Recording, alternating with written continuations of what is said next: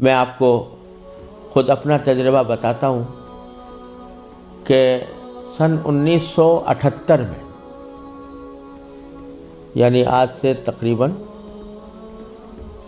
38 سال پہلے مجھے سب سے پہلے امریکہ جانے کا اتفاق ہوا۔ اس وقت سن 1978 میں سب سے پہلے میں امریکہ گیا تھا، اور ایک مسلمان تنظیم کی دعوت پر گیا تھا۔ مسلمان تنظیم کا اس وقت بہت سی مسلمان تنظیموں کا ایک وفاق تھا جس نے ہمیں دعوت دی تھی۔ تو جب میں اس تنظیم میں پہنچا اور اس کا سالانہ کنونشن تھا، اس میں حاضری ہوئی، تو سب سے پہلے تو میں یہ دیکھ کر حیران رہ گیا کہ جب شام کو دعوت کا اہتمام کیا گیا تو اس میں کہیں دور دور حاضرین کے اندر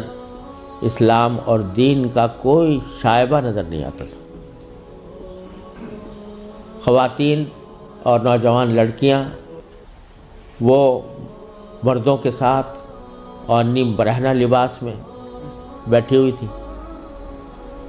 اور پھر اعلان یہ کیا گیا کہ اگر کسی کو حلال کو کھانا کھانا ہو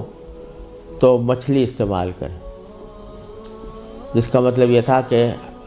کھانے میں حلال کا بھی کوئی فکر نہیں تھی۔ وہاں بیٹھنا مشکل ہو گیا، ہم لوگ کہیں الگ چلے گئے۔ اس کے بعد معلوم ہوا کہ ایک رقص و سرود کی زبردست محفل منعقد ہوئی۔ ایک بوٹنگ کا پروگرام تھا، اس بوٹنگ کے پروگرام میں سارا جو پروگرام تھا وہ رقص و سرود کی محفل میں گم ہو کر رہ گیا۔ یہ سارے نظارے دیکھنے کے بعد جب مسلمان تنظیم جس نے دعوت دی تھی اس کے سربراہ سے میں نے شکوہ کیا کہ بھائی آپ نے یہ مسلمان تنظیم ہے اور اس میں کہیں دور دور بھی کوئی شائبہ دین کا نظر نہیں آتا، تو آپ کیا کرتے ہیں، کس وجہ سے آپ نے یہ اجتماع منعقد کیا ہے؟ تو وہ لبنانی تھے وہ صاحب جن سے میں نے شکوہ کیا، تو اس کے جواب میں ان کی آنکھوں میں آنسو آنے لگے اور کہنے لگے مولانا آپ صحیح کہتے ہیں، لیکن یہ وہ قوم ہے کہ جس کے بارے میں بس ہم اتنا چاہتے ہیں کہ یہ کم از کم اپنے آپ کو مسلمان کہتی رہے۔ یہ اگر ہم یہ سمجھتے ہیں کہ اگر یہ صرف اپنے آپ کو مسلمان کہتی رہے تو یہ بھی ہماری کامیابی ہے، ورنہ اس کو اسلام سے کوئی تعلق رہا نہیں۔ ان کے آباء و اجداد کھانے پینے کی تلاش میں، تجارت اور معیشت کی تلاش میں یہاں آئے تھے، ان کو اپنے بچوں کی تعلیم و تربیت کی کوئی فکر نہیں تھی۔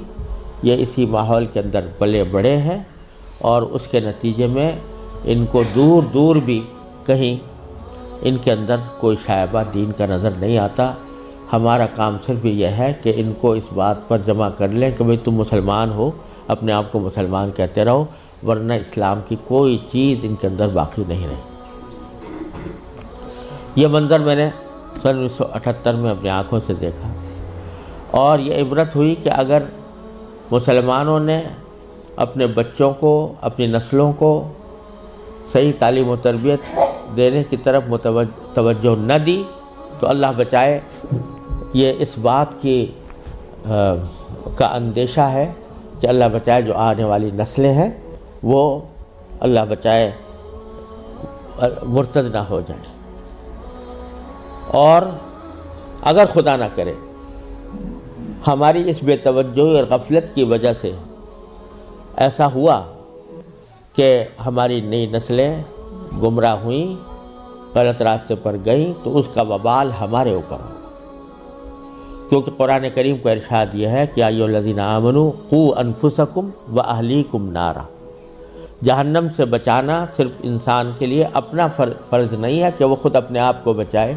بلکہ اپنے گھر والوں کو بچانا بھی اس کی اپنی ذمہ داری۔ اور یہ بڑے شرم کی بات ہوگی کہ ہمارے آباء و اجداد نے